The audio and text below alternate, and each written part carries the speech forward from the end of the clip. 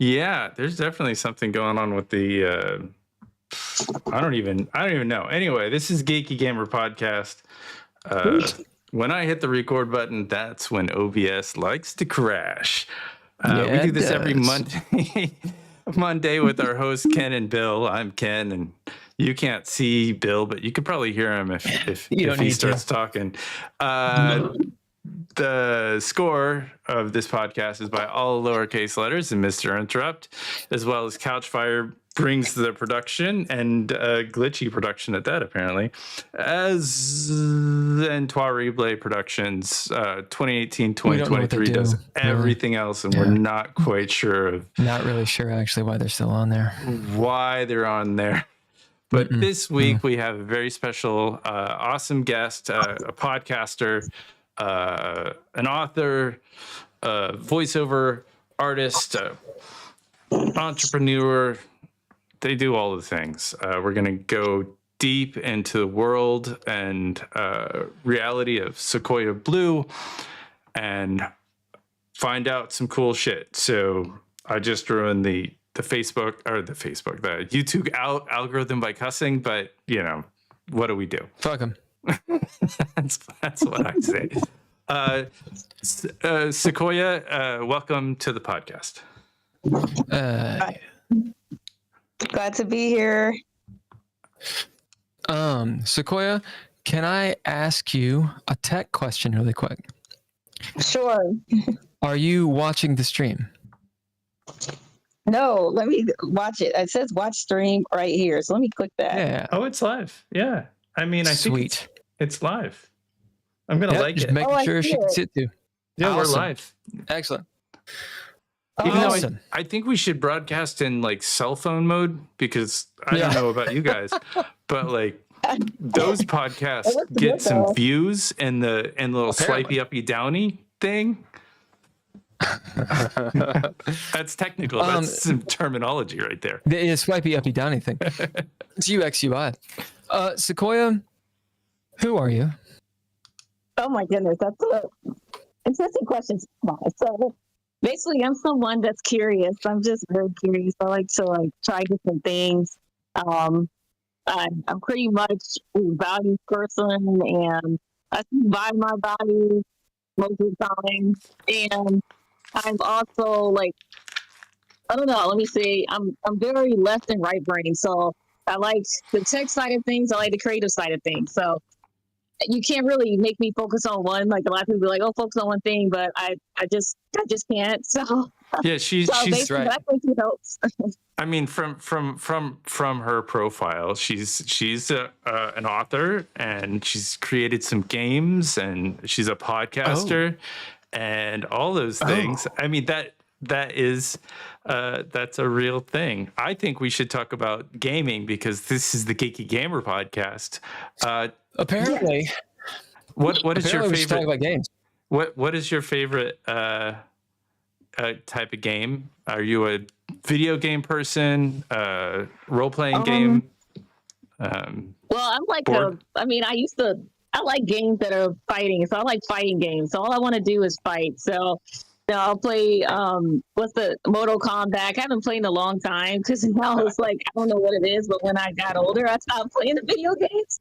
Now it's just a lot of I guess little phone games like Fruit Ninja and like card games and stuff like that is what I'm into now. But I will be getting a PlayStation again and get back into my fighting, because I was really good at fighting. I could beat everybody. So I want to get back into that. Now, were you more console, or did you go to the arcade, or not to date myself or anything, but console. And I did go to the arcade too. You were playing Mortal Kombat. So I kind of stopped playing video games many, many moons ago, but I know there's like 1,000 Mortal Kombats. Is there one that you like the most or the least? Oh man, I'm trying to remember which one. I know I like them all as long as I can fight. But I like all the editions. So I don't even have a favorite. I played them all. So one that I could just pick a character, and I was usually the winner. So, because I would just push all the buttons. Like a lot of people sit there and think about it, when it comes to fighting, and I just push the buttons and come up with and I just keep going after that. Like that's how it was. I wasn't really. I just pushed the buttons. Yeah, You were a button pusher. Like you didn't. You didn't. Did you do the kill modes? Like I know, like once you defeat somebody, you could click like a series of the fatalities, man. Come fatalities. Yeah, I did do that. I did the come here. The guy was like, come here. So that was my favorite one. I would just tell you about come here, and then I would do. Yeah, that was him. Yeah, Scorpion. Shoot out the so he was my favorite. And then Salukit, I liked him, so that was my favorite. Oh, you like Ryu? Yeah, or that Ryu was or whatever. That was a different Street Fighter. I think is. Oh, look, I'm getting mixed up. I like Street Fighter too. So yeah, and Mario Kart. So those are my favorites.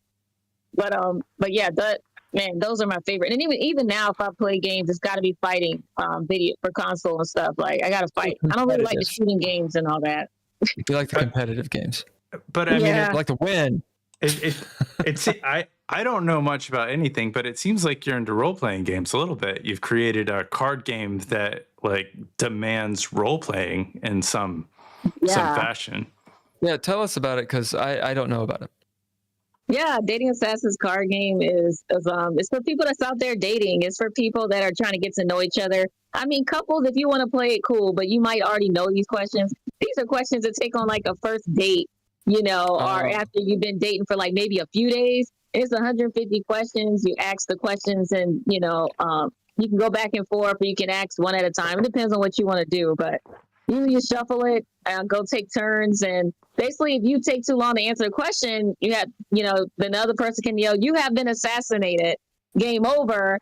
And the game is not over. It's just that you need to figure out why the person couldn't answer the question. It just gives you a chance to talk and be like, well, what's going on with you? And maybe open up about what's going on, and why it took so long. And then you just keep playing the game if you want, and that's how it works. It's really a conversation game. You get to know each other.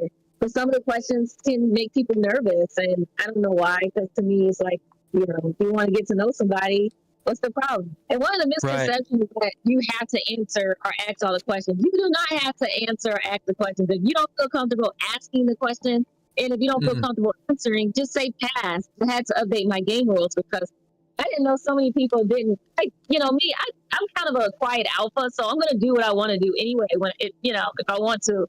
But some people just they don't know how to think for themselves. I don't know. They don't know how to figure out their own way. So I had to add the instructions in there. So I just updated the rule, like maybe a few weeks ago, so that can be explained.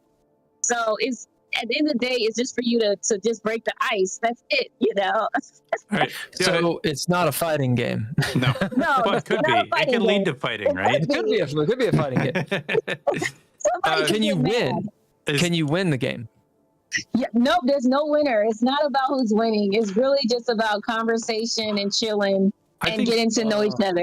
I think you can win the game if you get laid. I think that's called winning. Well, yeah, that's it. It depends on if you get the date, if you get the girl or boy, then you're good. Then you won the game. Or a second date, or a third date, or married, children.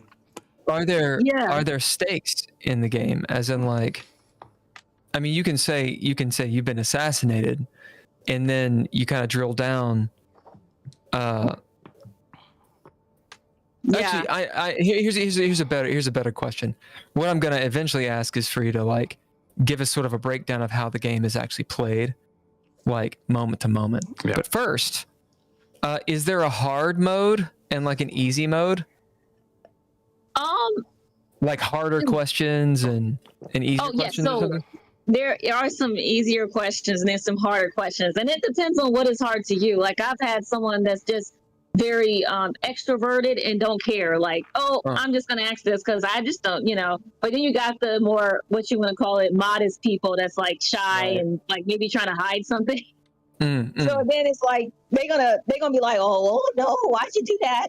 The dates I've been on, the guys have been blunt, like the men have just answered the question. I've had someone hesitate once, but wow, I haven't really had anybody not want to answer. So it might, for me, Yeah, no, that's cool. I could see it like being color coded or something like, it's a red question. What kinds of questions are we talking about? Like, are we going Oh like, my God. are they lewd? Are they like, so Come on. do you like butt stuff? Or are they like, hey, do you like long walks on the beach? Oh my God. It can go from long walks on the beach to, oh, do you, have you ever had a threesome? You know, have you ever been to jail? Yeah. Have you ever had a threesome in and jail? have you been to jail? Oh, that should have been a question, but I might scare somebody enough. But yeah, stuff like that. Like, have you ever had a threesome? Have you ever been to jail? What's your favorite food? So it can be light as what's your favorite food, or what's your sign? Some stuff is very light, but it can go 0 to 100 real quick, and that's what scares people. To me, I think that if you are serious, and I believe you become the people you hang around with. So I'm like, morals and values have to match, like somewhat. Yeah. So I'm just trying to help people avoid getting burned. It's interesting. It's an interesting idea. I can see it like immediately generating, in my mind at least, all these different possibilities. Like I'm assuming you can adapt it to whatever house rules you wanted.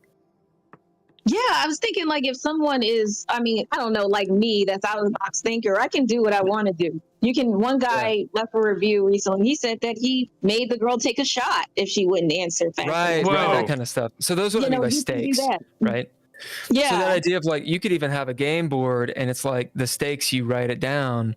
It could be secret, but like in the end, it could be like, we're fucking, or it could be, oh, we're going on another date with me or whatever, back and forth. Yeah, it could be.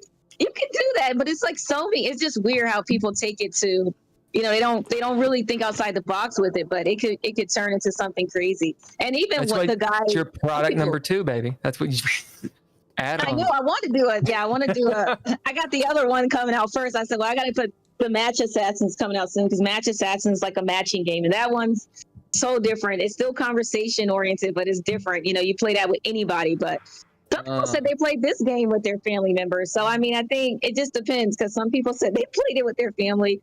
I actually played it with some of my family members. So, there's just some questions in here that anybody can answer, or just don't mind answering. So, yeah. But it is for daters. I just want to make that clear, because some people are like, when you said I could do family with this, and I can't, It's for daters, guys.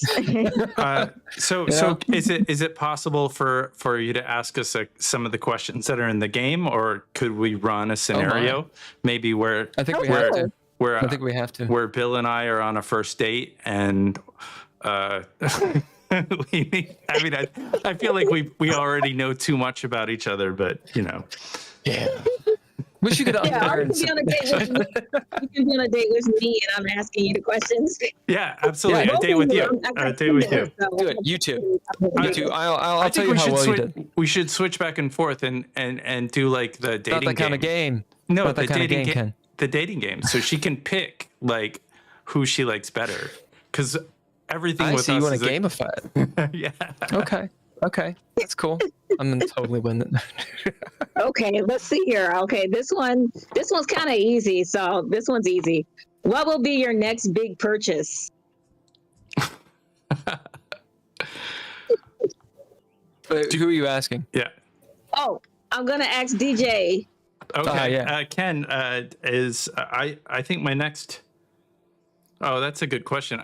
I'm gonna say probably a computer, because I'm addicted to computers, or B, an AI shorts editing subscription that'll edit our shorts into our content into short form content.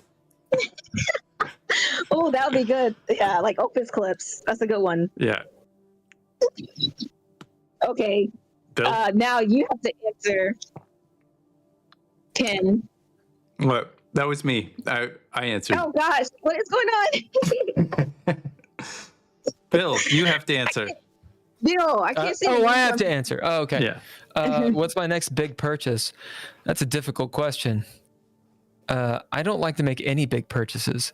I just bought an air purifier because I just moved into this place and it's very dusty. But I already made that purchase. So next big purchase.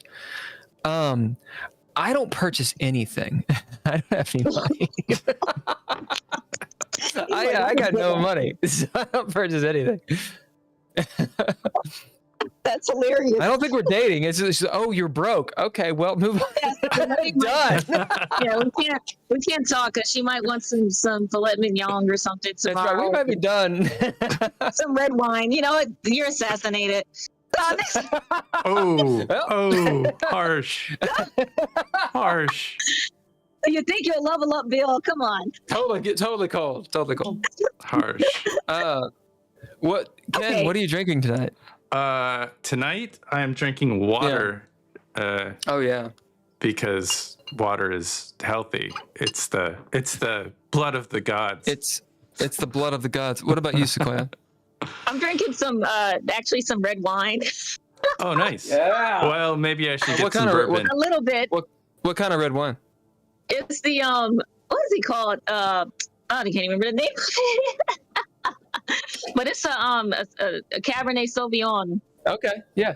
Yeah. Cabernet's good. It's bold flavor. Yeah. It's pretty. Oh, it's a Pinot Noir. Never mind. It's the red Pinot Noir. That's what I'm drinking. Nice. Where's Pinot it Noir's from? great. I love it. Where's it from? I love Pinot Noir. What city or area?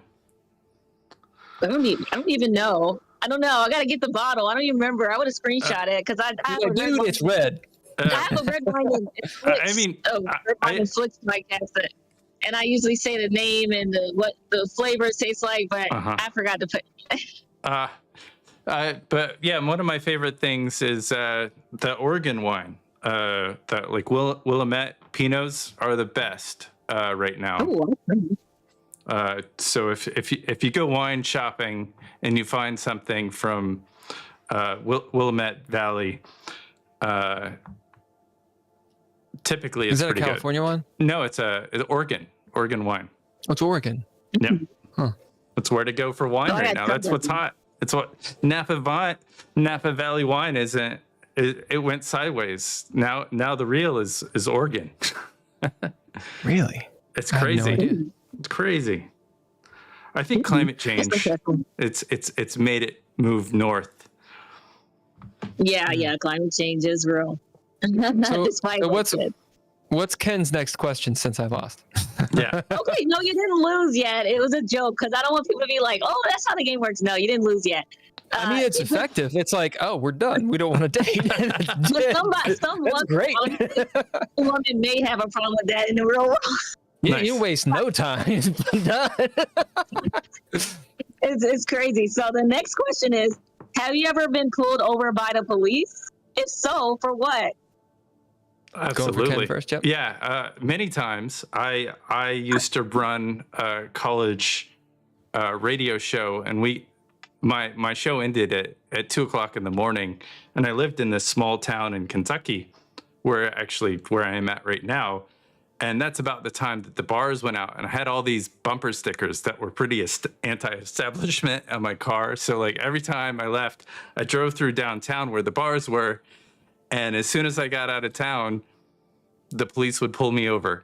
And oh my goodness, I was sober as anything, but it was a joke. Oh, they were trying to get that quota. Yeah, they saw my car. No, that doesn't exist. I was profiled as I guess alternative or something. I don't know. They thought you were mixed. I am Cuban. I'm a quarter Cuban. We've gone into the good territory. You look like you're mixed with something, so it's yeah. I am a quarter Cuban. He is. He's on quarter. On the West Coast, you can have like dark black windows. Here, like in Georgia, you can't do that. You'll get in trouble. But here, you can have jet black windows. Sure. Yeah.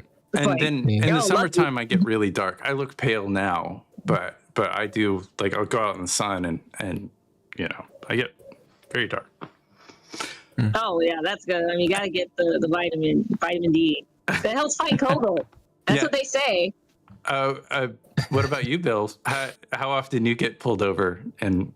I've been pulled over one time, and I was 17, and I was listening to Jesus music, like loud. We were going downtown, and downtown in Kentucky or Lexington is it's all one-way streets, and you can get lost really easily if you don't know it. I was following one of my buddies, and the light turned yellow when he went through. And when I went through, it was still yellow. I saw it turn red right as I looked up. And I happened to look right over and saw the cop sitting there, this redheaded motherfucker. And because I was so young and I was so stupid, I like slowed down because I'd broken the law, right? Running an orange light. And I was like, oh, well, you know, I'll let him pass and, you know, I want to be accountable. So I'm like slowing down on this one-way street, waiting to see if he passes. Of course, he turns. And it's like 30 seconds later, he pulls me over. It's one way, so like I'm in the way. There's nowhere to pull over. He comes up, turn off that fucking music. And I'm like, oh, turn that off. He's like, you ran the red light. And I was like, I didn't run the red light. I mean, it was yellow when I went through. I saw it turn red, but the rule is if you're in the intersection, you don't stop in the intersection. That would be unsafe. And he was like, don't argue with it. It was red before you went through. I saw it. So he was lying. This whole thing. And I had to go to the Goofy driver school, you know, where like you go in and it's like 8 hours of like watching the Goofy movie, which actually isn't that bad. But I'm like, and traffic stops.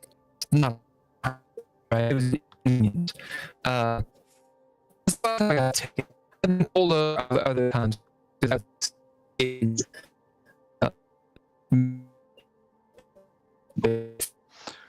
he breaking up? Yeah, I think Bill, you might want to restart your computer. Right. Do you hear me okay? I was wondering if it was me or if it was Yeah, I thought it was me too. I can hear you now though. Yeah. Your bandwidth is very. You are a robot, Bill. Robot Bill. Internet's been messing up a lot. I find this fun. I didn't know that. Oh, nice. I didn't know that Bill had gotten pulled over. So on that last interaction, who won that? Who was, or is there a winning, or is it just interesting? Well, no, just conversations. Are we supposed to ask you the same questions? Yes. Well, you're supposed to ask me. Like sometimes, like one date I went on, I just asked him all the questions first because that's what he wanted. But you know, you're supposed to go back and forth with questions. Yeah. Mm-hmm. But it all depends on how you want to play it.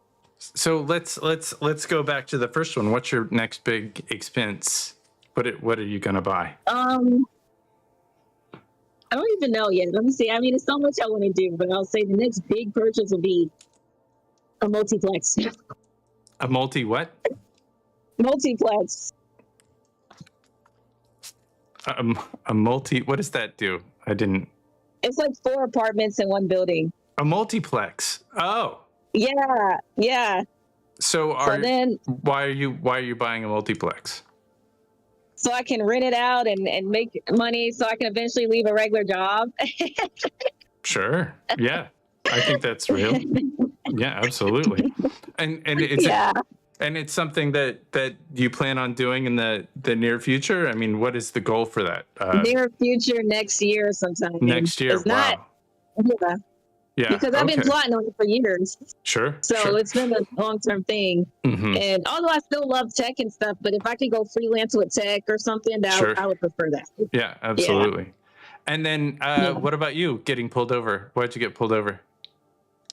I got pulled over. Well, recently, when I got pulled for, and that was just like a few years ago. But I was holding up my phone in LA. I was talking on the phone, and in LA, you're not allowed to hold your phone while you're. Yeah.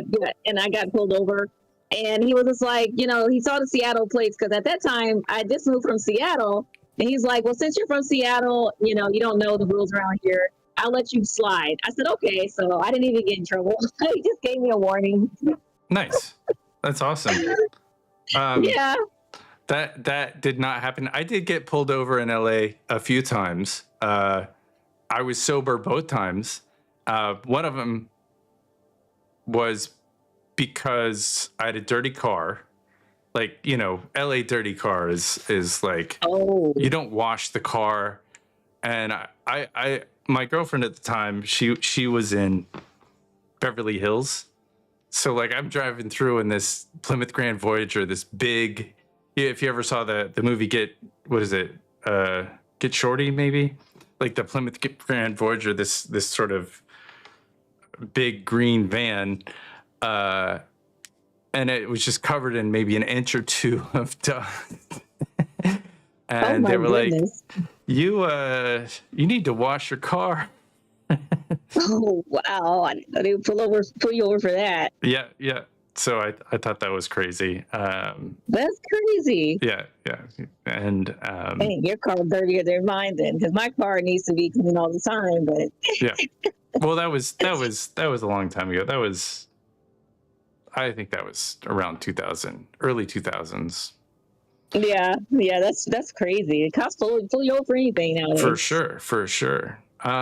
But you know, it's easy to get out of tickets when you're sober and not breaking any laws. Or at least I've had that experience. I know that other people have had different experiences with that. Definitely different experiences with that. I mean, I got lucky with my situation, but you never know. Could have went. I've been lucky with the cops, but you know, I don't know. They think I'm probably a kid. I mean, a lot of people think I'm younger than what I am, so they might think I'm just some kid, a young person that don't know. I don't know. Sure. But they don't see anything on my record. I don't have a driving record or nothing. I don't have anything. Right. I don't even have a speeding ticket. So they just like, eh. Yeah, it's intense. I mean, some of the stuff that's happened over the years, from what I've seen. But I feel like this is a date, so let's keep it light. And it can turn into that though. But this is what I want to show. Yeah. Because Ken and Bill, because it could turn into more conversation. I'm telling you, it takes you into a whole nother conversation. That's the point of the card game. Oh wow! Like that's what I want people to get, is that you can literally go on topic, and I've done that. Like, I've been on dates and the guys, like, we totally end up talking about other stuff off the topic. Like, it gets that way. Right. So this kind of leads to a question. I mean, you know, that could easily go into like racism in easily. And then you can find out what a person has thoughts about, you know, the epidemic that our country has faced about being pulled over while black, for sure. One. Yeah. So that's a good.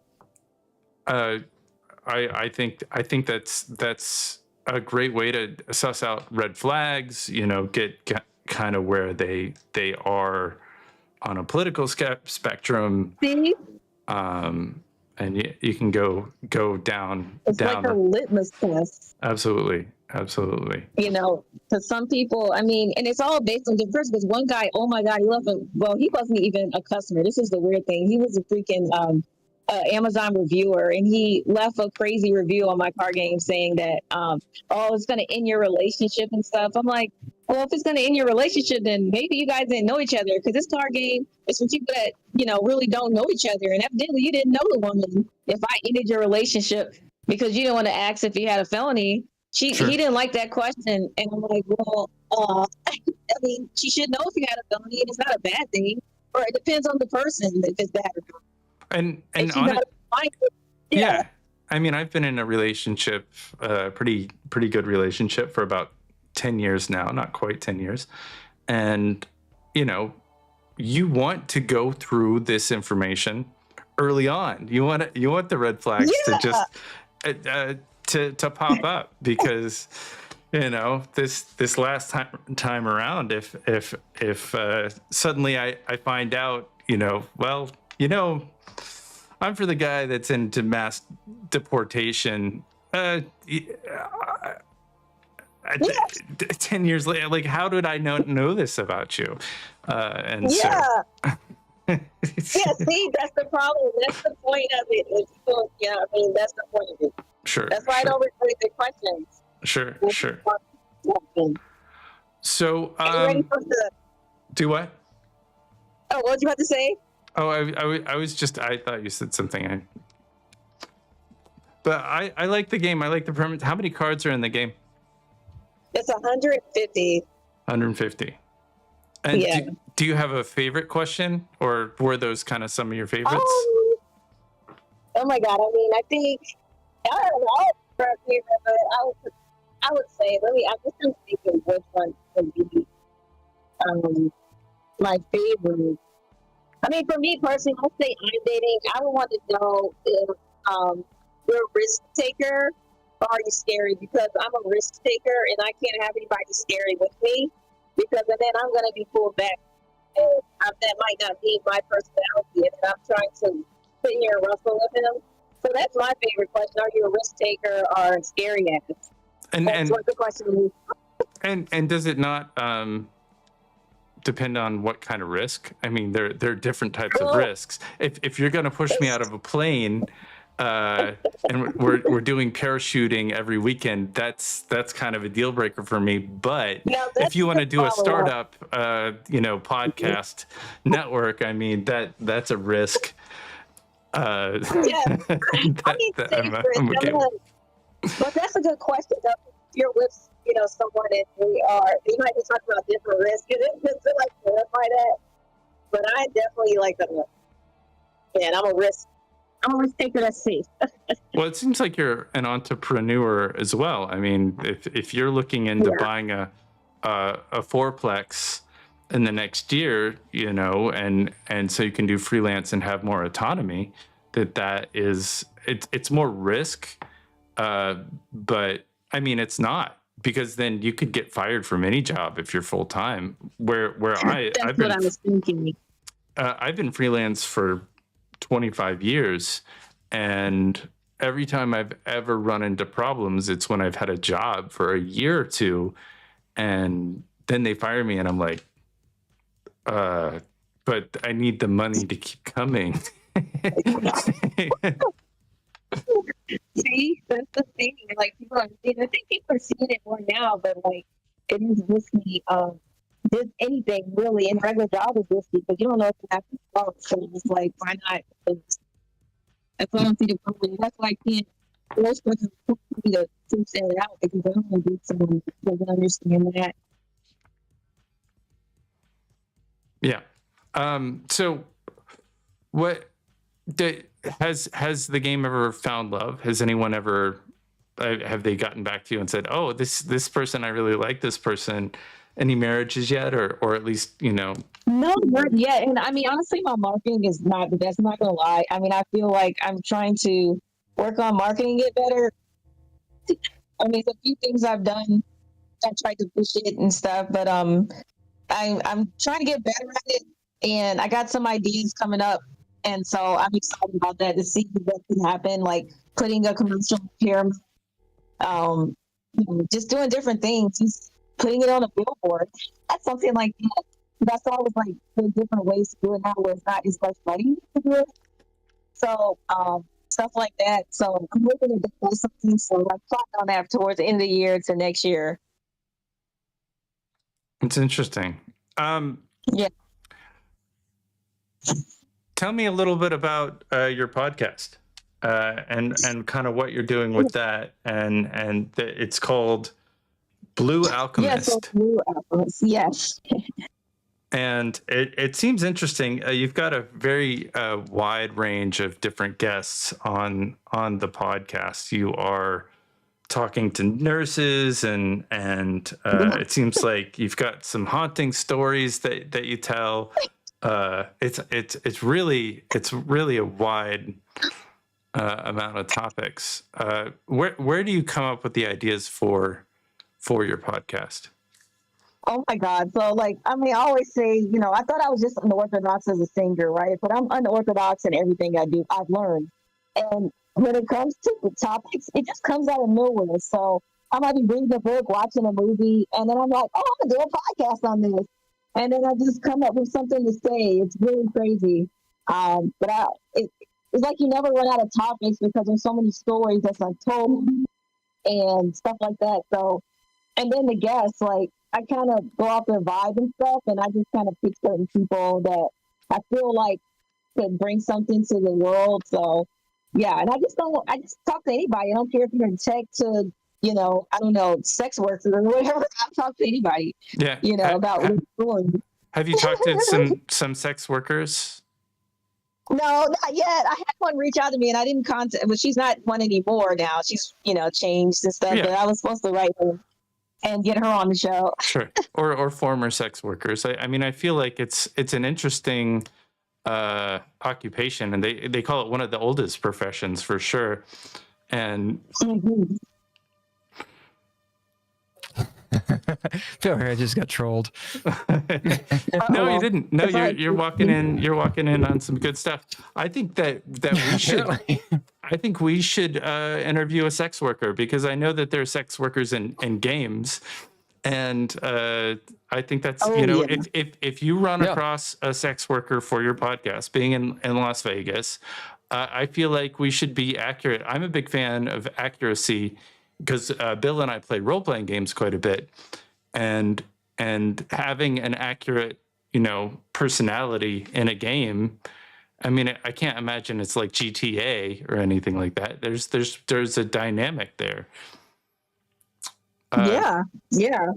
Right now, one of my characters is in a game that we play is actually involved with the sex worker.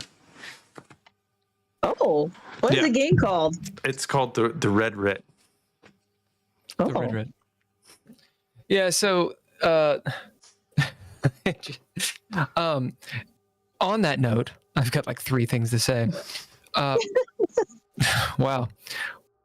This is I hope it's not terribly non sequitur, because I don't entirely know how you guys got to prostitution. How'd you guys get to prostitution? I was talking about the podcast. I was talking about like how basically all the stories and stuff, and how the stories. And I said to anyone from tech to sex worker. Oh, I see. And he jumped on it. Nice. Well, good. So in gaming, at these, do you go to Comic Cons or gaming conventions or cosplay stuff? Or absolutely. Gen Con, you got to hit it up with this game of yours. Yeah, I had someone else tell me that, and I just didn't. Oh yeah. Look yet. Oh yeah, you would sell a lot. Especially kind of. Would you consider this a party game? I think it could be, because one of the guys said that he would play with 10 people. So I'm like, okay, There you go. Finding out. I'm not trying to give you business advice here at all, because you're more successful than I am. But finding out like maybe those questions or those adaptations, because one of the things that I found at Gen Con, actually it may have been Dragon Con, which is Atlanta. Were you in Atlanta in Georgia?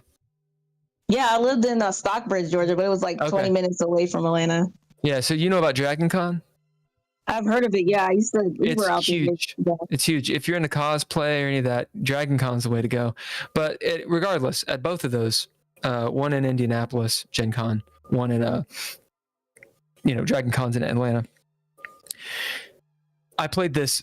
I guess it's a party game, and the long and the short of it was it could include 20 people, 30 people, but you're working together. The premise is there's 2 teams, and one team is attempting to subvert the other team, and you have different cards that give you like an identity, and you keep them secret, and so people are trying to figure out who they want on their team and who they don't, and who they want to trade, and there's rounds, and at the end you have different objectives. But it's really fun, very easy. If you can run that, like, hey guys, you want to get into a game? Let's do this. Boom. 20 minutes later, and then maybe they actually know each other. I think it'd be awesome. Well, that'd be interesting. I think games like this do very well at conventions, because people want to meet people. Now, how do I pull that into prostitution? Well, there are a lot of OnlyFans people at these cons, because it kind of coincides. It's working for yourself, a lot of cosplays into it, alternative culture, all that kind of stuff. And maybe more of a mentality that, for lack of a better word, is less conservative. So you have people that are like, hey, there's no problem with this kind of work so long as it's safe. and they happen to be big geeks and gamers and, you know, people that are inundated at all times with that kind of culture. I think would respond very well to a game that says, hey, look, actually find out who this person is. You can trust this person. You can vet them beyond the internet. Yeah, I mean, I think that'd be good. Because one question is very hairy that I think scares people. It's very hairy, but I'm going to change it. There's one question that's super hairy that I think is what is it? Do you have STDs? Is one of them. I think that scares people. Whoa. Well, it's not. I don't know if it's scary. Oh, maybe that's scary. It doesn't scare me, but it's embarrassing, right? Yeah. Like, do you have a small penis? Like, it's not something, you know what I'm saying? Yeah. Like, you can't, or do you have too big of a penis? Yeah. Or whatever it is. Like, you know, especially with things you can't change, that you can also keep hidden. And that's the human condition right there. You can say pass. Yeah, but if you say pass, come on. I mean, yeah. You gotta embrace it. If you got it, you gotta embrace it. I mean, that's, do you have any STDs? Pass. It's like, indeed. I like that in the role-playing game that we played because my character got an STD from. Yeah, he did. But I think the way that I played the character, he had several STDs before. Oh, dang. It's so going to the game that we're talking about. It's Dreadlore.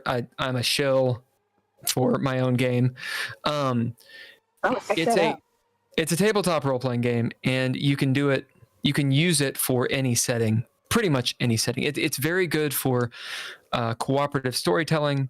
For your characters are the story, and you can get very immersive into your character. That's what the rules allow, and sort of enforce.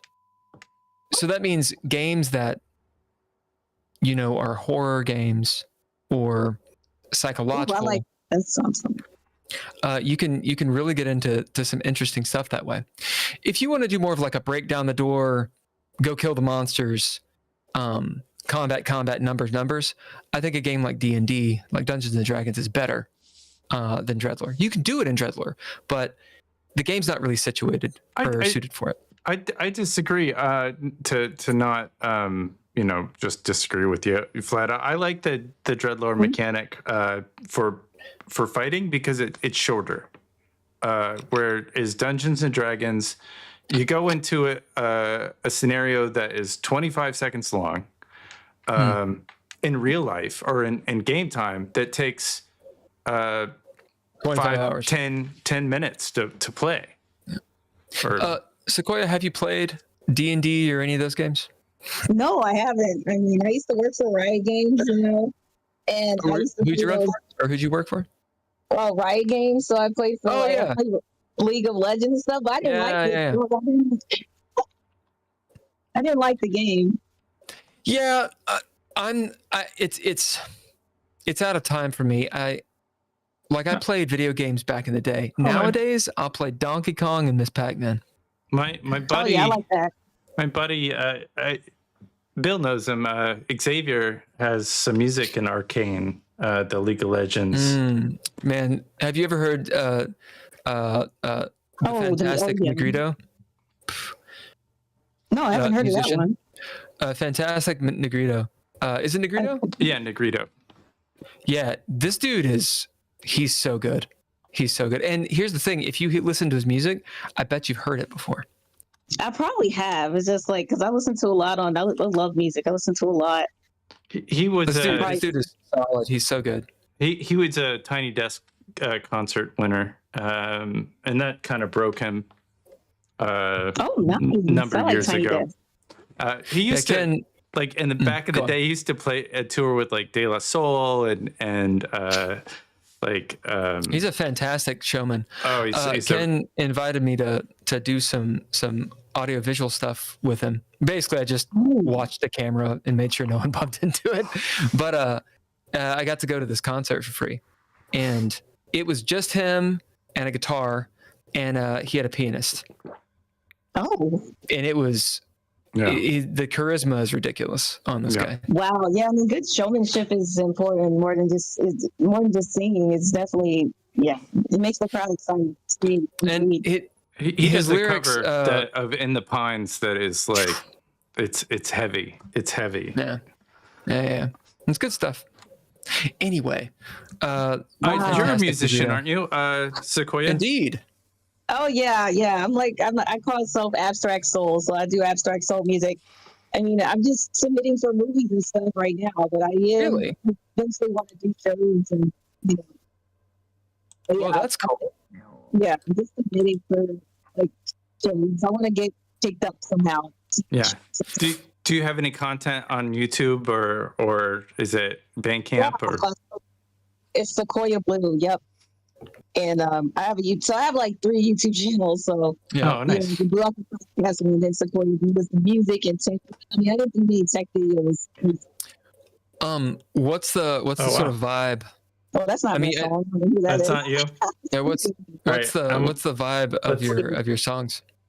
I would say it's soulful, funky, and uplifting. It's like motivational, but at the same time it's sexy. Help me find it. Are you? It's I. Oh yeah. Okay. Well, I am terrible at spelling. No, it might autocorrect me now because it does that to me. There I am. Top are you or bottom? cool? Top or both? Top is, right. Are you cool with us playing one of the songs on here, so people can hear? You can. I mean, tell me what to play. Let's see which one to play. I would say play Underwater. All right. Are we gonna get dinged? The content? No cuss words in this. No, the cuss words are fine. We're not the copyright. Yeah, the copyright. We're not. I don't think so. We're not. But I am with a distributor, but I don't think it matters. Okay. I don't think. I mean, right now it doesn't matter. We're not monetizing anything. Well, as long as we don't get like a block that will what's it called? Like an actual strike. No, you're not going to get a strike for that. Yeah. At the very least, it would just cut the audio. Oh yeah, we could cut the audio. That's great. Well, I'm gonna hit play on this thing, and or at the worst, it would cut the audio. We'll see how it. We don't ever. That's a cool graphic. Yeah, I had someone help me with. That's neat. I was like, okay. Can you guys hear it? Okay, or? Yeah, I can hear it. Oh shit. Yeah, it's nice.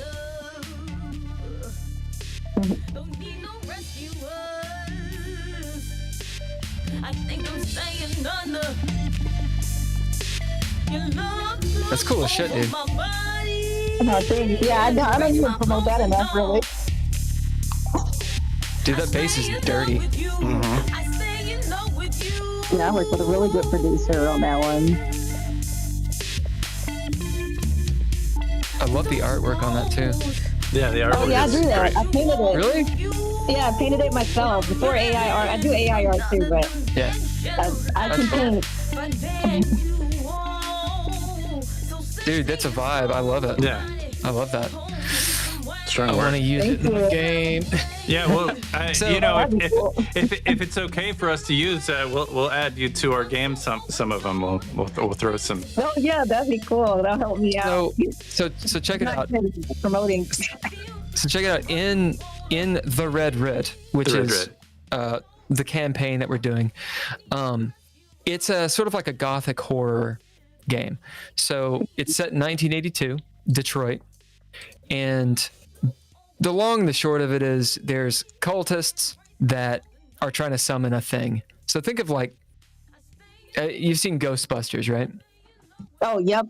Yeah. So it's kind of like these cultists are summoning Zool, the woman at the end.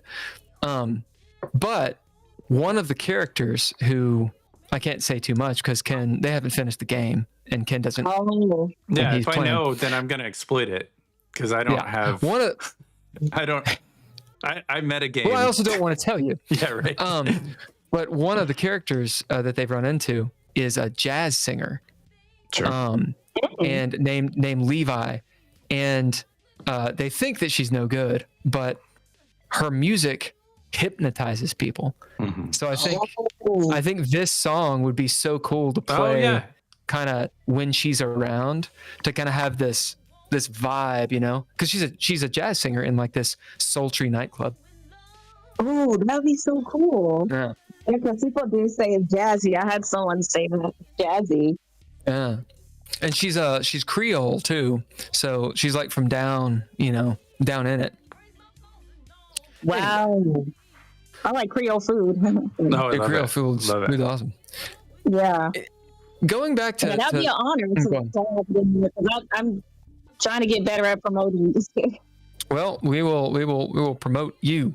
Yeah, absolutely. Happy to promote. So did you all finish up the questions, or I had to restart my internet because internet?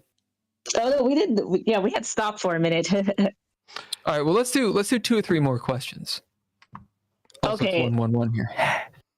I'll pick one that's toasty. Might scare some people. It doesn't scare me. Not the one I said. You have any STDs? No. There's your answer. Yeah, me, I'll be like, no. No. Let's see. Okay, here's one here. Have you ever tried phone sex? Yes. Ken, on you. Yes, absolutely. I was young. I met this girl at a party in Nashville, and I liked her a lot. And I lived in Lexington, so it's 4-hour drive. Yeah, it's great. I've never done like where you show pictures. This is like the 90s, so this is on a telephone. It's T9, baby, with the cord. Oh my goodness, that's hilarious. What are you wearing? It was all descriptions. It was descriptions and not role play. It was role play. It was not. It was definitely not like I'm against. I don't like people sending me sexy photos, and I'm not going to send anybody sexy photos because the responsibility that is included in that. You send somebody a sexy photo, your phone gets hacked, it gets leaked on the internet. That's your responsibility. I'm not gonna take that responsibility. That's true. And so when people have sent me photos in the past, I mean, not in the last 10 years, but before that, I would say I don't want that responsibility. And I would delete it off my phone, and I would ask them to not do it. Yeah, that makes sense. Because you never know. Get to the cloud, someone can hack it. I don't know. Yeah. What about you? Right Bill? now, Bill? No. I have not. Aww. And I have not either. Yeah. I'm more of a meat and potatoes kind of guy. I feel like I'm on my own here. No, it's fine. Yeah, you haven't lived. You haven't lived until you got to experiment. I think a lot of people have, though. I think more people have than didn't. I don't know. Yeah. Some tells me. Well, that's the like. If someone's actually good at dirty talk, it's actually like you should make a book and tell people like Dirty Talk 101. I tried to do dirty talk one time many moons ago. My girlfriend at the time was like, "You never do dirty talk," and I was like, "I don't know what to say." And so there's a moment where we were engaged in what you do when you dirty talk, and she was like, "Oh yeah, talk dirty to me," and I was like, the only thing that popped in my head, because we were about to go to dinner, right, and we were going to go get some Indian food, and so I was like, "Oh yeah, girl, you ready for some Indian food?" I don't even want to think of sex. I like Indian food and sex to me did it again. Are wrong on every level. So yeah, I think it's best to not talk. That's for me. Yeah. Just shut up and be pretty. That's what I need to do. Just don't open your mouth. Just shut up. You're gonna ruin it. No. So yeah, Texas is not my deal. I love I Indian am food, perfectly but fine accepting naughty pictures. Unlike Ken, I just changed my password. Ah, Oh, well, that's a good one. That's a good one, too. All right, let's see. Do you like casinos? oh, What? Do you like casinos?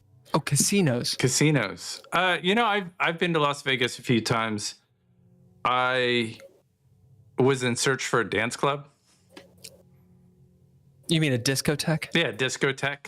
Yeah. I wanted to go dancing in Las Vegas, and you get into this thing in Las Vegas. I'm sure you know all about this, Siquoyia, where you start walking down a path and you hear this rumor like, oh, they're doing this club somewhere, and it's got a VIP section, and some famous celebrity is going to be there. And yeah, they'll probably have some good music. And then like you get there and you're just standing and waiting, and the music's kind of like, nah, and like Lame. nobody's dancing. And it's like 6 o'clock in the morning. But yeah, no, I didn't even I haven't gambled in a casino. Had opportunity, but I like my money in my pockets. Bill? I feel you on that one. God, yes, I love casinos. See, I don't gamble for a reason. I've never been to Vegas. I went to the airport and I was like, there's slot machines. I went to Reno, the poor man's Vegas with my buddy Ross. We were on a spirits quest, coming back from LA to the east, and we went through Reno, continuously listening to the Johnny Cash song. And the place we stayed was this casino/hotel. And I was like, I'm going to go do blackjack, because while I do know how to play the other games, I'm terrible at them and I always lose my money. So I was like, blackjack, I know that there's a better probability. I kind of understand the game a little bit, and I want some bourbon and cokes. So I'm sitting there doing my thing. I'm up $200. I'm like, hell yeah. I'm about to tell the story that everyone tells when they go to a casino, right? You guys can probably finish this story. Yeah, you lost it all. And then I lost it all. But why didn't I stop? Because you're having a good time and you're drunk. No, because I can clearly win it back. One more. Yeah. Yeah, you were up and then you're down. And so there's a moment where I was like, all right, cool. I'm going to go back to the room. It's like 4 a.m. And I've got this hallway walk to the room. There's like a little skywalk to the hotel part. And it was one of the harder walks that I made, because I turned around several times to go back. And I was like, I've got $50. I bet I could get that 200 back. I bet I could do it. And it boom, boom, boom. It took me like 15 minutes to walk this walk that's like 45 feet. And in the reason that I did not go back is I was like, if I'm struggling this much, I'm done. I can't. I have seen a weakness, and that is a weakness. So yeah, you realize that's good. You learned. Yeah. Bill don't gamble, because Bill likes to gamble. And I'm a slots person. So you like casinos, Siquoyia? How's the money? Do you win? Do you lose? Do you break even? Oh, I mean, I just don't put too much money into it, because my mom's the real goat. She'll go out there and just drop the money. But I'm like the person who's like, okay, after 20. But sometimes there's certain times where I get overly excited. Let's spend, oh no, I spent $200. Okay, that I do. And sometimes I'll win over time. So it's really, I really go to people watching. So it's really fun that people watch it replays. Just put your game card in there so you can get coins to get some free foods. Like that. Yeah, I think you're kind of breaking up a little bit. I didn't catch what you said. Can you hear me now? Yeah. A little better. Yeah. Okay, I just moved to a different. Okay, I don't know why it's breaking up. That's what it is. let's see. But yeah, I go to casino and I just like I play low bets and stuff, and I just sit there and get free drinks and people watch. You know, especially when I go with my mom. I just That's the right way to do it. That's the right way to do it. Yeah. Chill out, people watch. You know, and so the way that I rolled in, which did save my ass, was I was like, okay, I've got $50 that I am spending. I'm spending this money. And Drizzle, who's one of our buddies who's on the game or in the campaign, and sometimes he's on Geeky Gamer podcast. Drizzle, he goes to Vegas every so often. And he was like, yeah, I'll go in because I'm a big boy. I'll take $1,000. And he's like, I'm spending that. If I come out ahead, great. But that's the money. That's my fun money. And I'm done. Once that's out, I'm done. And I like that mentality of I'm not going to a casino to make money. I'm going to have fun. I'm going for the experience. Exactly. I'm going for the experience. If you think of it that way, then there's no, oh, I'll go sell my fucking kids. Like, you don't want that shit. Yeah. Yeah. I say this.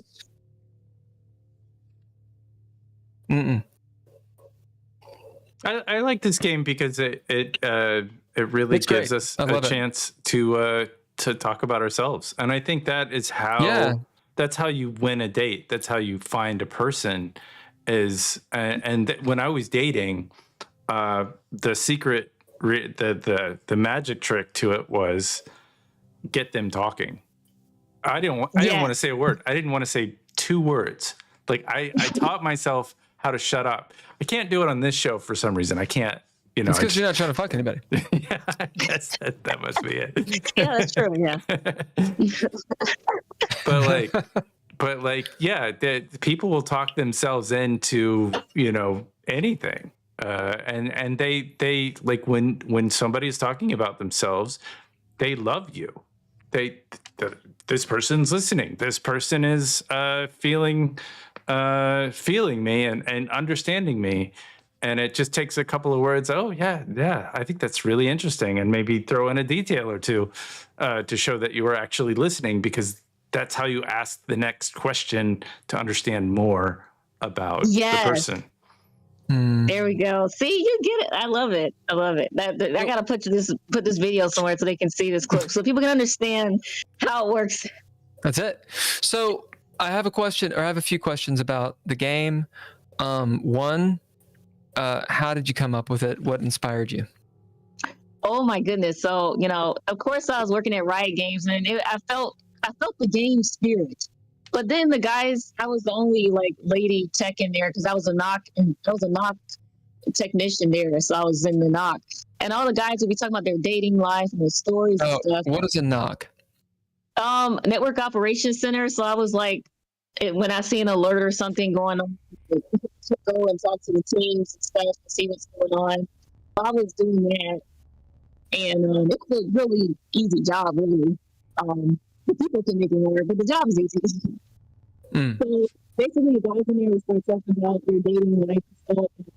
You're breaking up a little bit, by the way. Oh. You got to get out of that fairy cage.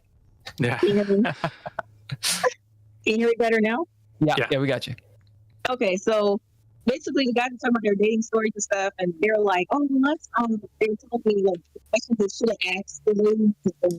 They used to, and I used to be like, okay, I should answer that I just did. And I'm like, you know what about a game where people can get to know each other? No, we lost you. Yeah, I think you went. Like it's weird. Like when you start talking, it starts out clear and then it just gets more and more. Are you getting further? Do you have Bluetooth earphones in? No, I don't. Actually, I didn't put them on for a reason because I was like, it's gonna. Here, I can put my my headphones might be worse. Yeah, but you're on a phone, right? Yeah, I'm on the phone. Yeah. So I think when it's close. Yeah, you got to talk into it like it's like just a couple inches away. Yeah. I think. Okay, is this better? That's great. That's awesome. Yeah. Okay, so basically they were telling me all the questions they wanted to know and stuff, and they should have asked it, but you know, one guy, he was just kind of a nervous type dude, so he really felt like he was too shy to ask the questions, and the other guy was the alpha, the cool suave guy, but he felt like he failed to ask certain questions that he should have asked. He just forgot. So I started and then I was hanging out with some ladies, and they were telling me some questions they would like to know, and they forgot to ask, or they don't know, what to ask, stuff like that. And I asked them what they want to know. So I compiled. It was basically a research. So a lot of these questions are from people that actually want to know these questions. This isn't just from, from something you made. These are questions that we compile from just talking to people. So, and then I thought of some I want to know and just put them all together. And so that's how I came up with the 150 questions. And it was more I could have came up with because there's so many things you could ask, but I didn't know. I just was like, let me start 150. And so, you wanted the starter. Yeah, I get it. Kim, what were you saying? Yeah. And are there more? Do you have a companion? Do you have a part 2 or like 150 additional or questions that you're putting together? I was thinking about it. I was thinking about doing a part 2 for Dating Assassins. Once I get this one out there the way I need to, I said I was going to do a part 2, and then because the other game that I create, the other game that's similar to this one is Match Assassins, so that's more so for anybody to play, and it's not so. I don't know why this game might be nervous for people, but the other game is more relaxed and stuff. It's more just anybody could play that one. It's a matching game, so that one's coming out before I do a part 2 to this one. It's the stakes. Yeah, it's the idea that what can you lose, what can you gain. If people feel like they can fail, then that starts to have this idea of apprehension, I would say. Now, have you made this game? Is it actually out? It's physically available. Like, I got some TikTok people that have done videos for me and stuff. And I'm trying to basically sell them out so I can get the new instructions on the new decks. So I got like 300 decks left. And so I'm trying to. So I have a couple. They're kind of boring questions, but I think it's insightful or informative for myself, but also for people that are interested in doing this kind of thing and whatnot. Ken, did you have any more interesting questions loaded? My only interesting question, I had one, and it was about long-term relationships, because when the spark is gone and you don't have anything to say to each other, but you really love this person, and it seems like a game like this might be helpful in renewing some of the things if you've kind of lost touch and lost, Oh my God, what a cool game. Patch Up Assassin, or whatever the fuck it's called. I don't know what the name is. I'm terrible at names. The Force. Dude, it's a totally game. It's a game. It's like the add-on of Get Back Together. Dude, you gotta mark it. Yeah, that'd be a good one too. Because I think I don't even know if I added that line in there. They could be rekindled, but yeah, I think it could. I mean, because just the fun of it all, like having a drink and talking. I mean, you might forget what that person's favorite hobby is or something. Who knows? Well, and it's just hard to come up with topics to talk about sometimes. You're sitting there and you're in the middle of it. You've got a bunch of stuff in your own head that you're, kind of into, and asking about the person's day, that's helpful. But but it's such a boring question. Yeah. Hey, how was your day? Yeah, what do you mean? How was my day? Yeah. How's life? It's like I fucking hate that question. How'd you sleep last night? I mean, it's good, shitty. It's inviting platitudes, and this one again, going back to gaming or tabletop role playing games. One of the things that I think people struggle with is essentially TTRPGs, right? Tabletop role playing games require, or the kind that I like, let me define Dreadlore, the game that I created. Those kinds of games require creativity and energy. Yes. And you cannot have platitudes, nonsensical, oh, it was fine. And it feels like this game, you can't hide. You can say pass or you get called out. You answer, you say pass. Those are definitive answers. Yo, here's the answer. Or pass. That's a decision. If they don't make a decision, something happens. Yep. These kinds of games require real interaction. Yes. A lot of people That's don't like true. that. A lot of people don't No, like it. they don't. Yeah.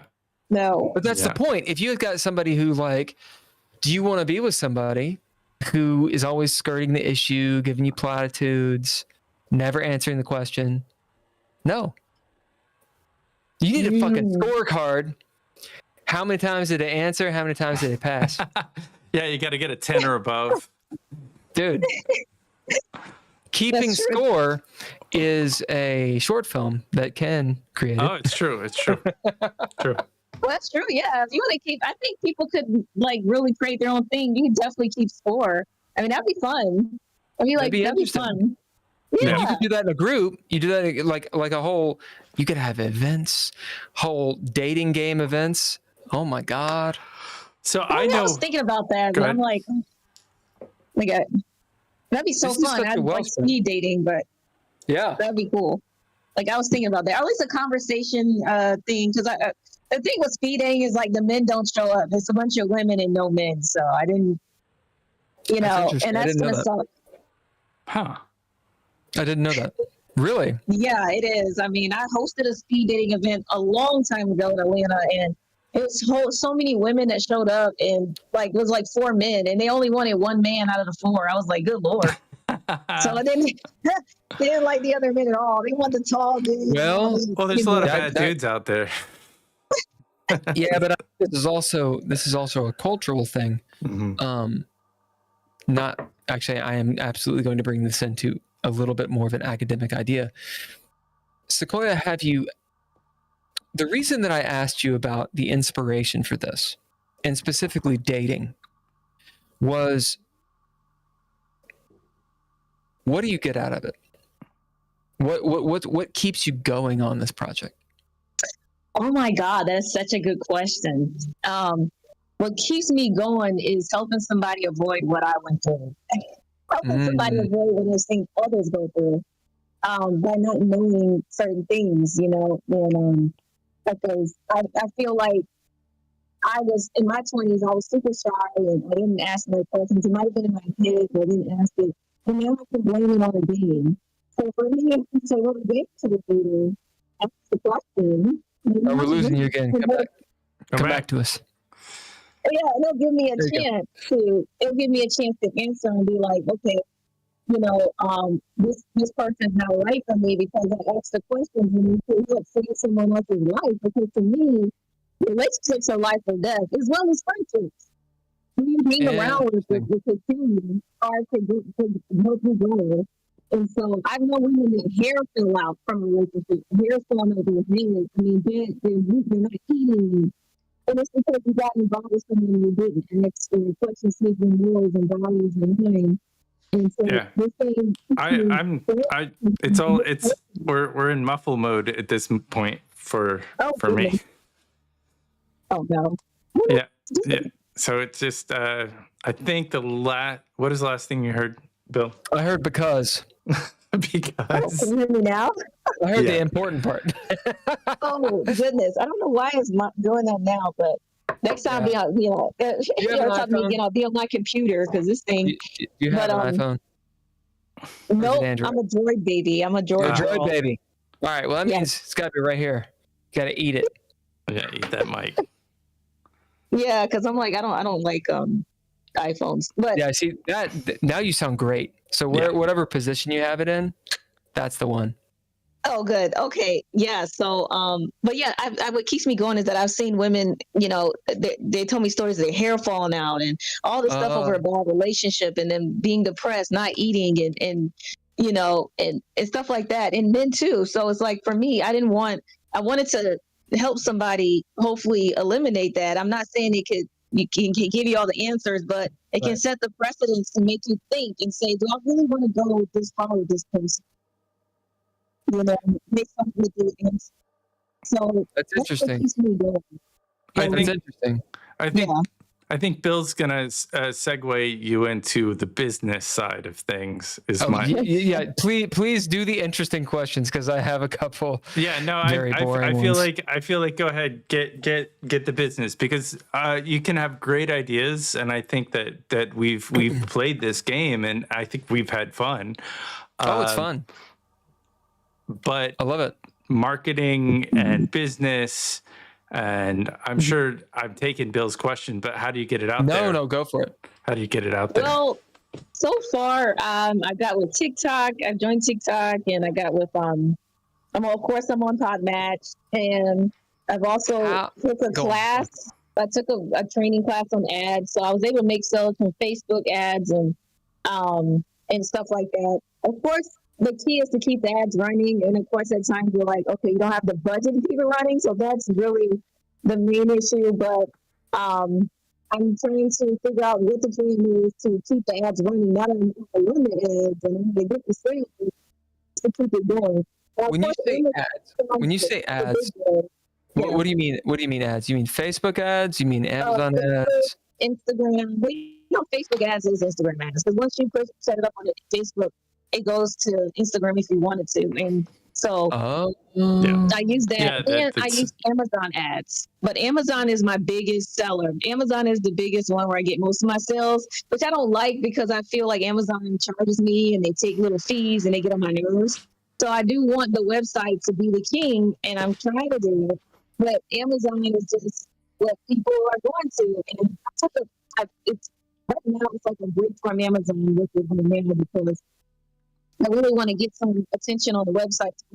So I wanted to see. So you want to cut out the middleman, is what you want to do. Yeah, I do. But I know it's a while before I can drop in. Right. Yeah. But it's like we're on YouTube and Instagram and Facebook. I mean, I was doing a podcast in 2019, and we would do an ad. We'd drop an ad, and it would go really far, and we get thousands of impressions. For very little money. By 2020, 2021, you put the same amount of money, you would get to like 10 people.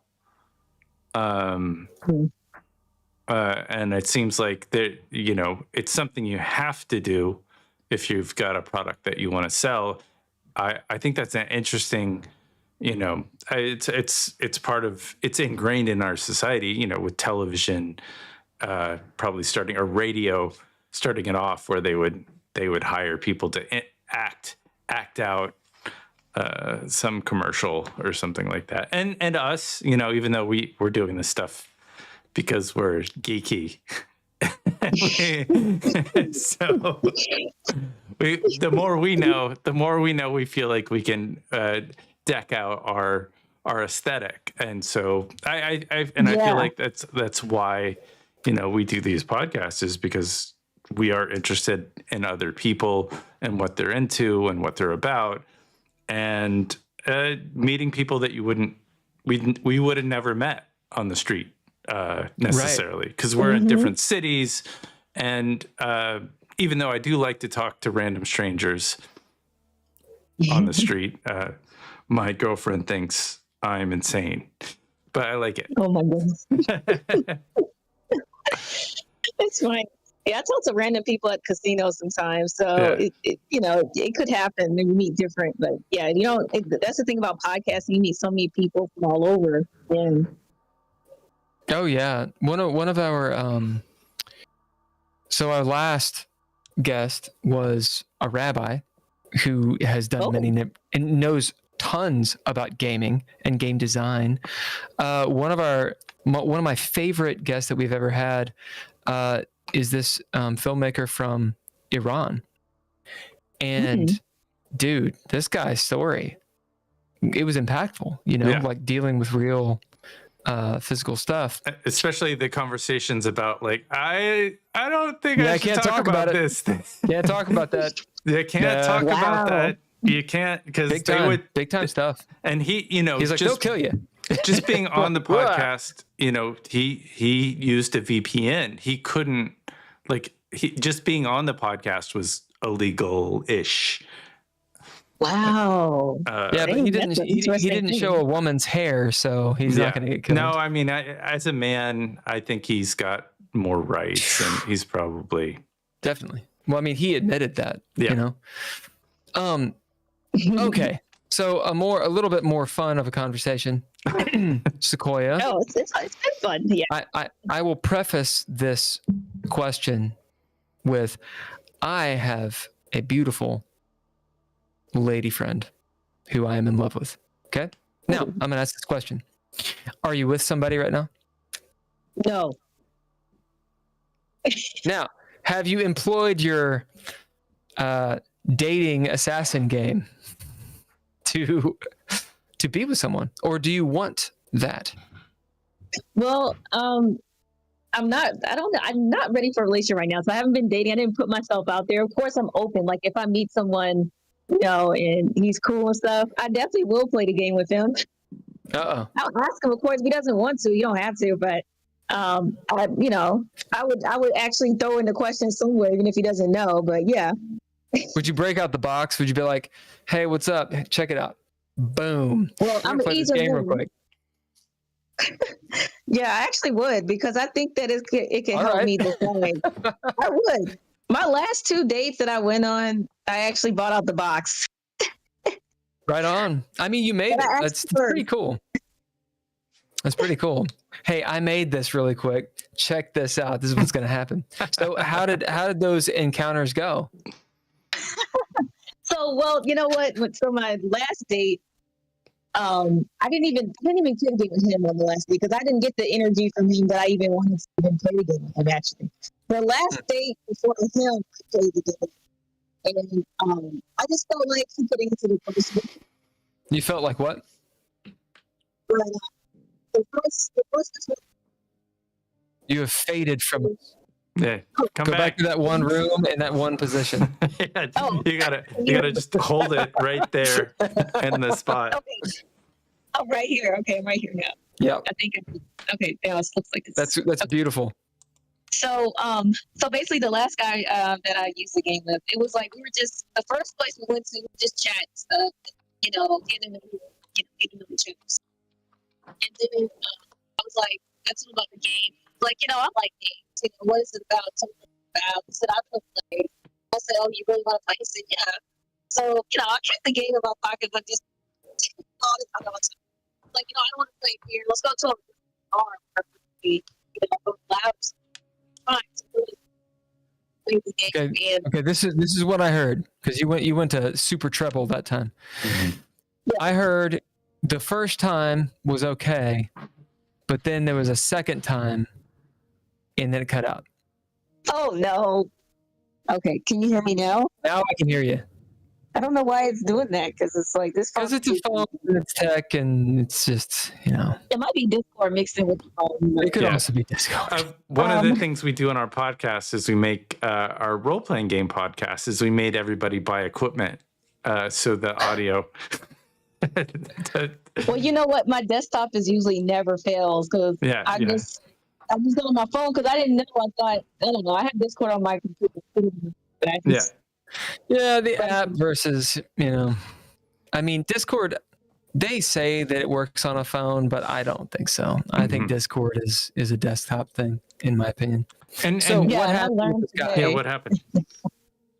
Oh, so basically, we played the game and like he answered all the questions. I told him we didn't have to do all the questions. It's like 150 questions, and he wanted to answer all of them. And we went through all of them. We had topics about talk about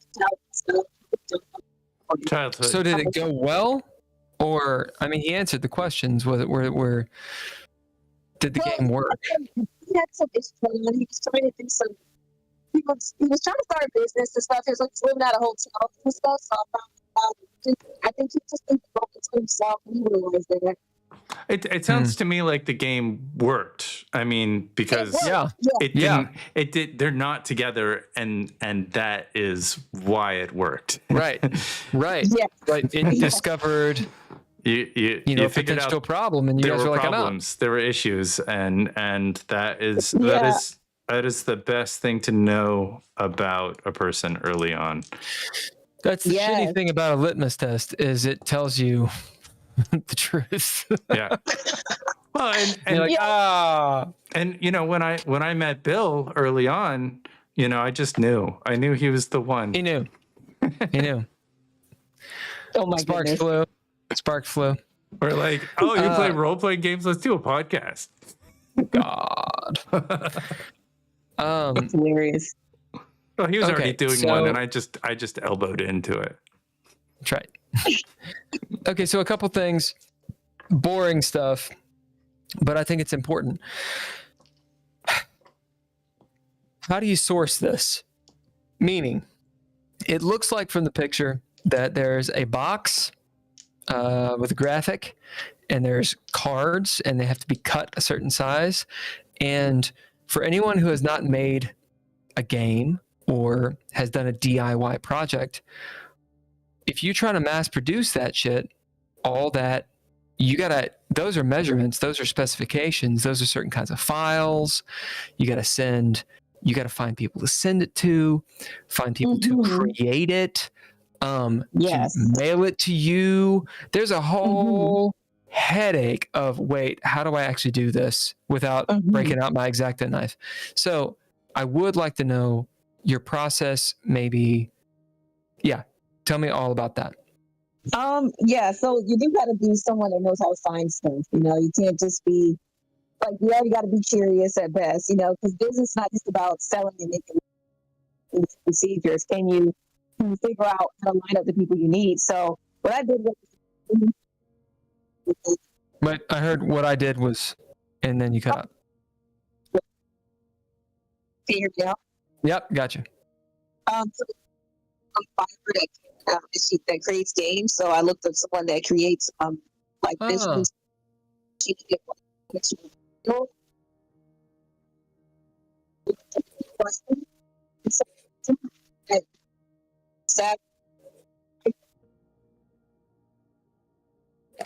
now you're gone. What I heard was this. I'm going to sum it up. You basically found somebody who's done it and got them on board. Yes, I found someone that is a designer, graphic designer. Yep. Can you hear me? Yeah, I found someone's graphic designer, and she, I basically gave her the questions that I created in her book, and I told her what I wanted. I said,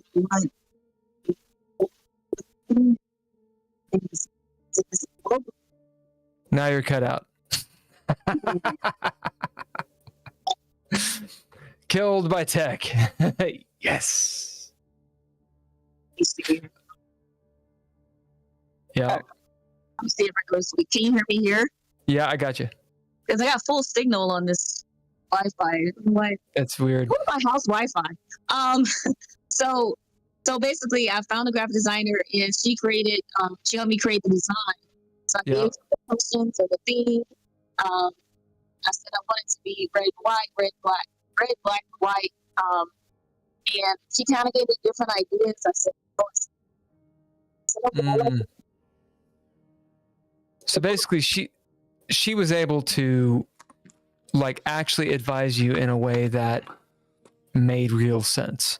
Yeah, I like the art on this, if that's what you're talking about. I think the art on it is, pretty fun. It looks like it's got some religious and devil and a little role playing influence. The arrows, the plus, and the circle, and the font. It's catching. Like, I think it was on a shelf with other card games that it would stand out. Because red it's like the idea of using the color makes you hungry. It's primal. Yeah. Yeah. And she and so basically after I said, okay, this is what I want to do. It was Fiverr, you all know you have to like really dive in stuff and get it in 80%. So we came, and then she gave me the 20% when we looked at graphics and I didn't have that skill. And was able to create design. Then from there, after I approved the design, I had it to get up manufacturing. You know, there's some American, some overseas. The ones in America was just way too much money. I wouldn't have made a return on my investment. If anybody knows P&L, profit and loss, you gotta learn that too. Because you need it when you get to it. So it's the overseas and get things to print it. So once the graphic designer put my questions on and did it the way I needed to give me a PDF file and with the right measurements for poker style carving, because I like poker style size, the poker styles. Yeah, and I think the style works well because you're in Las Vegas and maybe the cards and like, you know. Yeah. I don't know. Yeah. I'm just kind of shooting. Yeah, that's true. Yeah, All right, and so then, that's how it worked. That's how it worked. And then they sent it to me in the mail.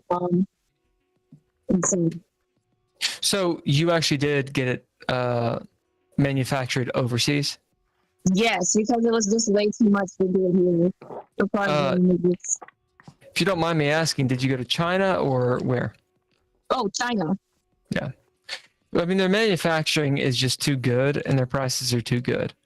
And I mean, you know, there was a flight. Well, Ken, was it in the 80s when everybody decided to? Yeah. Well, it was definitely early 80s, late 70s places started, you know, outsourcing to other countries, specifically China and Taiwan and Thailand. I mean, it's like how do you manufacture stuff here? I've had a lot of friends that have created things and you can't even do it here. The infrastructure isn't doesn't exist. So if you were going to do it, you would have to build it yourself. Yes, you'd have to go and you would have to buy some printers. You'd have to, you know, still the paper could come from China. Still like elements of the industry that you. Well, that's what happens when everything is reduced down to a monetary value, right? I mean, even time. You know, I know people talk about business. I'm going to quasi go political here. People talk about business and how, you know, when it comes down to it, if you're doing a business that is not making money, it's not a good business. Yep. Because you're either doing something wrong or you're not doing something or you are doing something, whatever. Something is off or the market doesn't want it. And so that business should rightly die. Hence why subsidies are a bad idea, and tariffs as well. But there's this idea of, on the one hand, if we're a globalized world, then there's no problem whatsoever with outsourcing to the places that have the infrastructure for it. There's the obvious problems with that, meaning that we're all not one world, right? Even though we are, we're not, right? Because we still compete. Sure. This idea of monetizing everything, if something is not worth a value, a dollar sign, then it's not worth your time. And even your time is worth money, right? Like the adage, time is money. But as I've gotten older, I've realized a sickness that has infiltrated my brain where everything I do, I mean everything, I begin to think in the background, what is this worth? How can this make me money? Oh, you're doing a podcast? Does it make you money? Oh, then you're just doing it. Yeah, and we've had back and forth conversations about this podcast, and like, is it worth it? Is it, you know, are we doing the community a service? And you know, to me, this podcast it's not about money as much as it is about networking, which could lead to money, but it's not important. I wanted to go back just a little bit. The reason why China has infrastructure the way it does is that the government invests quite a bit into the infrastructure of the country, whereas the United States, it really, there are programs, sure, and incentives to do it here, but it's not tied in with the government. The government actually has a complete say of what that factory can do, whereas the United States government does not. That's the price of choice. Yeah. Yeah. Yeah. You know, the problem is if you ask, I mean, anyone who's worked retail or worked with the public, food service, the industry, as you will, knows when you walk in and you're just a gremlin, you're just the person who goes and does your job. The last thing that you want is for whoever's quotes in charge to be like, oh, let's have a vote. You don't want to vote. You don't want to vote. You want someone to say, do this. And you want them to be smart. Mm-hmm. That's true. Like, you got to have a leader. You know, you cannot have too many chefs in the kitchen to get a job done, a practical job. There's got to be someone who has the final say. At the same time, that means if you don't like it, it's their highway. It's their way or the highway. Sure. I've experienced totalitarian. Yeah. That's why everybody wants to be the boss, you know? Yeah, they do. Oh my God. Who's the boss? That's so Bill of Geeky Gamer Podcast. Do we have a boss? No, we have a partnership, which is why it's hard. Partnerships are good. Partnerships are good. The thing with partnerships, just like with, it's a relationship, like this game is talking about. You can answer all these questions, but that doesn't mean people stick to it. That's the human condition, right? Dealing with change in everybody's lives that go on. Mm-hmm. Yep, that's true. Yeah, you know, things will change, but it's like in the beginning, it used to be an idea for the person who's a good time, and they make a decision for the moment, because forever is not promised. You know, you don't know. It is a good way to at least answer some questions that you need to be having, so instead of nothing at all. That's right. There's no such thing as forever anyway. It's just a concept. Yeah, very few people that can die together. Very few. I like the idea of like every 6 months or every year, you bust out this game and you're like, all right, let's do it again. Figure out that's true. Where are we? Okay. Yeah, so you got some great ideas here. I didn't think about that. That's a good point. Ken, you got any thoughts, questions, burning desires? Sure. I mean, my thought is it seems like a great game. There's definitely a lot of thought and work put into it, and it's like it's a super rules light role playing game with real world consequences.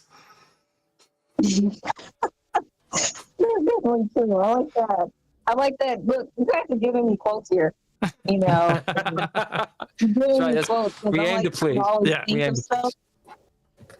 Like, I'm using like AI and stuff. Always thinking of stuff to kind of bring out what I'm trying to see.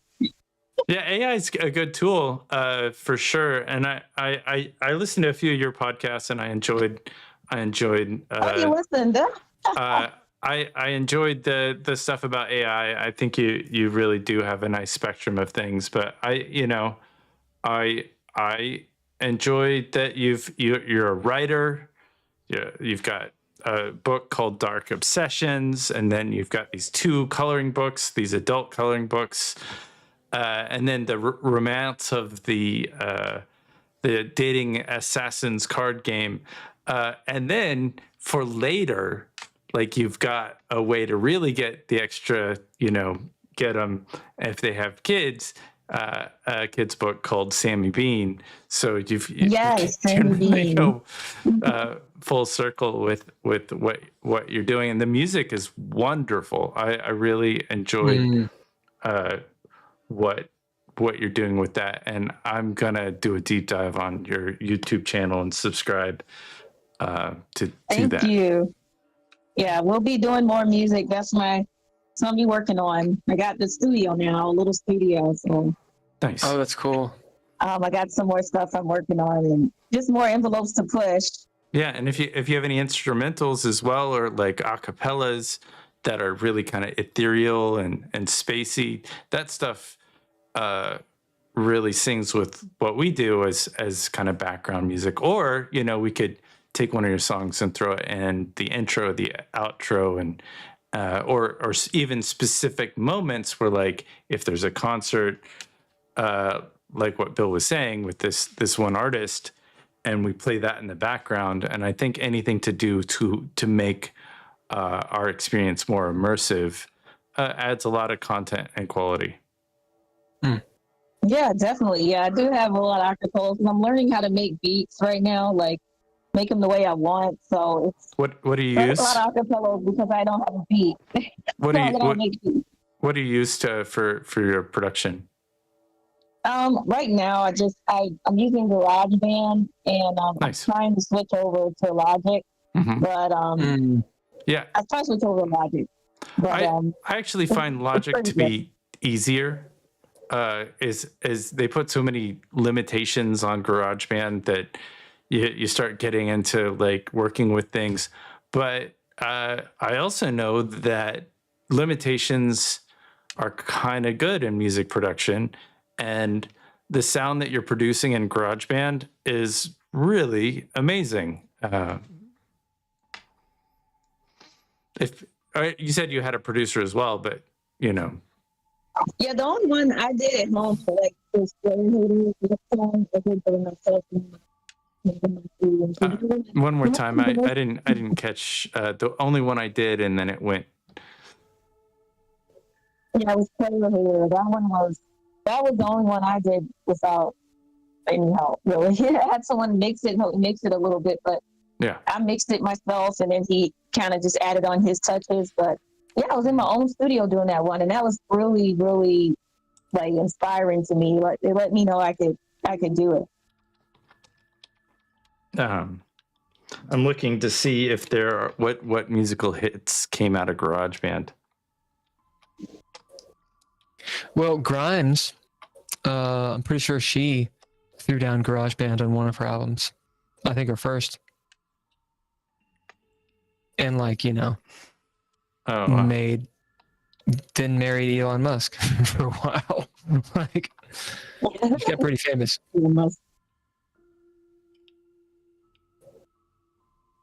Huh. Music Grimes, artists in GarageBand. Yeah, Grimes showed up for She's that. a big one. Yeah. I think that's where I was going to with that. Izzy Strain. These are all people. I like the name of the band called The Internet. I think they really kind of. Oh yeah, I like them. I know about them. They kind of nailed band names. I feel like some of these are not correct because I'm pretty sure Radiohead did not use GarageBand. This is when we get into like Google search results, AI. The accuracy is not there. Nine Inch Nails doesn't use GarageBand. I don't know. It wouldn't surprise me if later on, obviously they started way before all of this, but yeah, it was all hard. I know. Is it Amnesiac? Is that what I'm thinking of? That Radiohead it didn't even release like it was released free on the internet. Like, there you go, just take it. So it wouldn't surprise me if one, especially Nine Inch Nails or Radiohead, was like, we made this for free. Yeah. Like to studios. Mm-hmm. I'm not saying it did, I know but it would not surprise me. Nine Inch Nails released all of their samples. Like you could download their samples and remix any of their songs. Whoa. Or maybe it was cool. Maybe it was a couple of specific albums, but you can go in and pull their stuff. I don't know. It's wild if you start looking into distribution with music. If you use samples that are or vocals or anything that's in the public domain that you didn't create originally, that the one I use for distribution, they won't do it. They won't let you distribute public domain samples because, or I think they'll let you. I don't know, but I think if you have any of that stuff, they can't monetize it. Huh. Doesn't matter what you do. Doesn't matter. Yeah, that's interesting. Yeah. So it has to be completely free of Nine Inch Nails public domain samples. I think if you augment, I mean, these software programs, you can augment so much that it doesn't, the algorithm won't catch it. Yeah, it won't catch it. The synthesizers now, and like all those things that one of my podcast was talking about. We got all these old school boxes, and I mean the old school server. It doesn't have servers, but they're like beat machines, and like you can do cool stuff with it. I'm actually gonna buy one. See what I can do. Yeah, I like hard. I got different meanings, but yeah. I like the hardware synthesizers. Bill, yeah, the hardware. As a musician, he's a good musician. He's been the front man of a band that they recorded some music. I like the music. Yeah, I think I'm gonna try that and see how I can make some beats with that. So that's gonna be my next test. All right, so let's wrap this up. Siquoyia, it's been a very good conversation, I think. Yes, I had so much fun. And you're the first person, game creator, that has actually run their game for us. Yeah, that's big. Oh.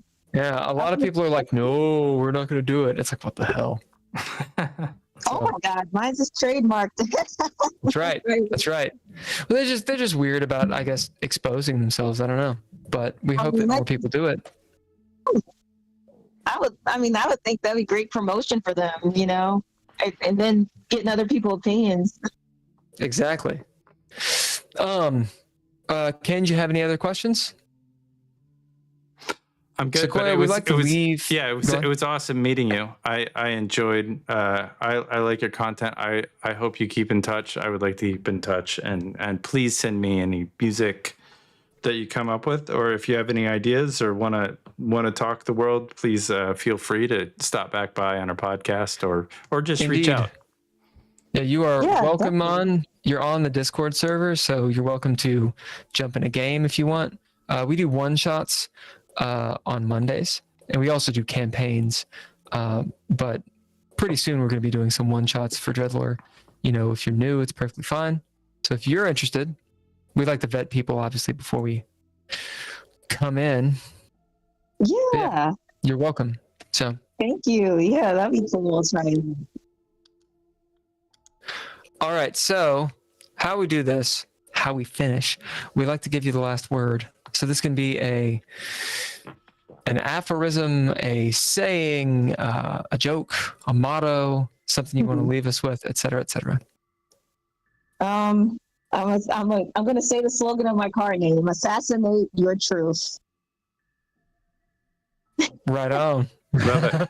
Love it. Cool. Well, thank you very much for being with us. And Ken, you want to lead us out? Yeah. Thank you so much. This has been the Geeky Gamer podcast, and Geeky Gamer podcast. I used to be able to operate my computer, but for some reason it's like not anymore. Not anymore. It's gone forever. Hosted by Bill and myself, Ken. All lowercase letters. Mr. Interrupt bring us the score. All Couchfire Media brings production, and Twilight Blade Productions tells it like it is. Please join us on our Patreon. We have a Patreon. It's Geeky Gamer Podcast.